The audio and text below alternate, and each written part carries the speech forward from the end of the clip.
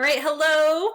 Welcome to week 3. This is now the second time that I've made this video because the first one I did has no sound, which is super awesome. So hopefully this one works out. From what I can tell, it seems like everything's dialed in. I had to put some headphones in because it sounds like my speaker's not working quite right. So week 3. So this week we are going to spend some time building your resume. So as I've told you a few times throughout the semester, the first 5 weeks are largely centered around preparing you for entry into the workforce or preparing you for a transfer opportunity. And so one of those things that's really critical if you're going to go out into the workforce is having a professional resume. So I do want to spend some time really just talking about my expectations as it relates to the creation of your resume.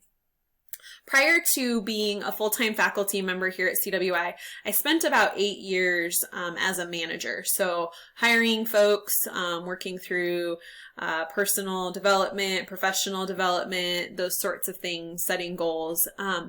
And anytime I posted a position for a job, a lot of the jobs that I was hiring for were entry-level positions. And so we would get 50 plus applications for a job. And so I would spend a lot of time going through resumes and trying to find those things that I was really like, this is what I'm looking for, in order to even just put this person in the pile of, yes, we'd like to extend an invitation for an interview. So your resume does say a lot about you. I would definitely spend some time looking in the week 3 learning module and specifically learning more about what those current trends are with resumes. So resumes have certainly evolved over time. If you open up Microsoft Word or you open up a publisher file, you can certainly find a template to work from. I would caution you to not just fill in the specifics of that template. The industry has really changed, and what employers are looking for in a resume has also changed. So you do really want to think through what are those current trends. So read those articles and things that I've put within the learning module, and then use this video as also kind of a starting point as you start to put together that resume. So the very first thing that you really want to think through is, what is the job that I'm applying for?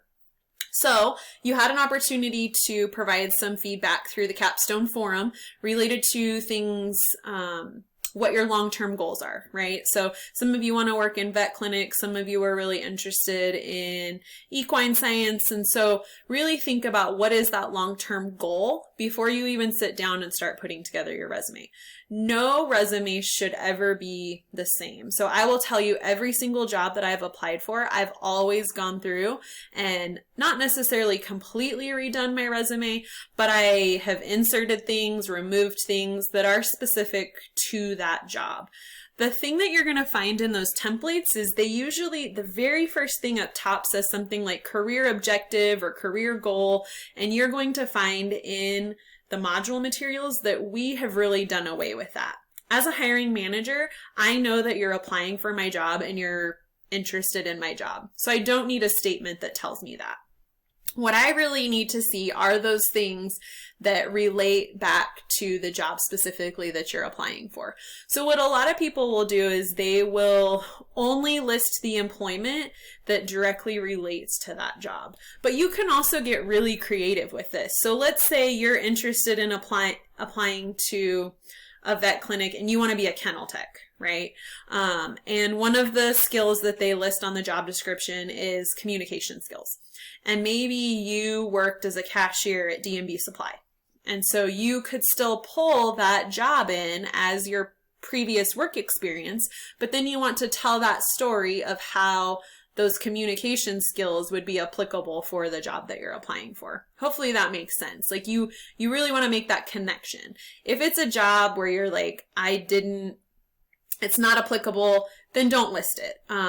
If you've got gaps in your resumes, or like within your experience, you certainly want to be able to address those things. And usually you can tie some skill to every job that you've ever had. So really think about it through that lens.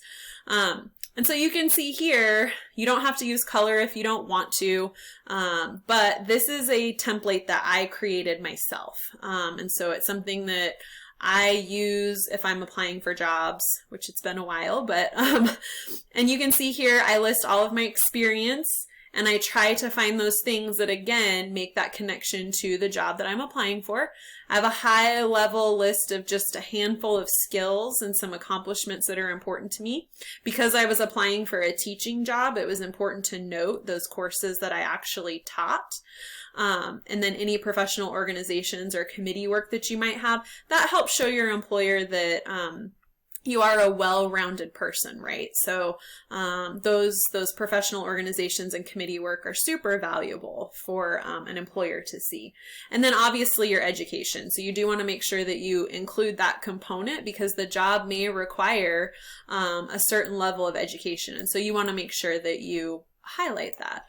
And then the thing that I like to do down at the very bottom is I like to invite an employer to further connect with me and further connect with some other things to tell more of my story, right? So when I'm applying for a teaching job, I want them to be able to see how students are evaluating me. I don't want to put those student evaluations in a resume, but I want to provide a resource for them to go out and if they want to go look that up, they can.